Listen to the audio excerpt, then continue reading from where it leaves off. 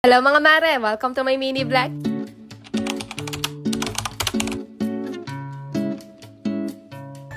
Pagkakuha nga namin ng sasakyan ng araw na to ay dumiretso lang din muna kami dito sa Festival Mall Alabang at dito na nga lang din kami kakain ng hapunan. Gutom na gutom talaga kaming lahat dyan kaya dito na nga lang namin napiling kumain sa Mang Inasal para only rice na.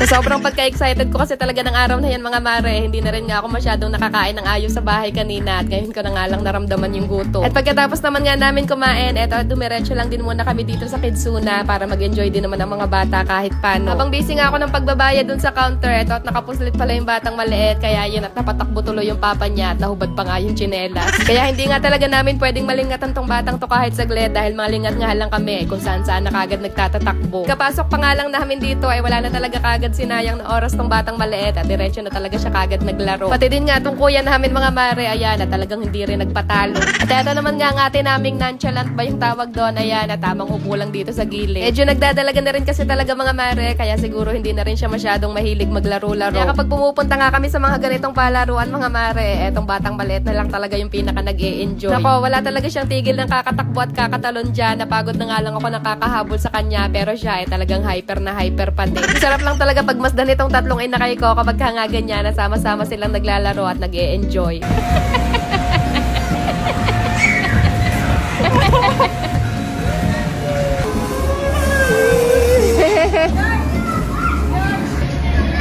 Ay, putrings ka!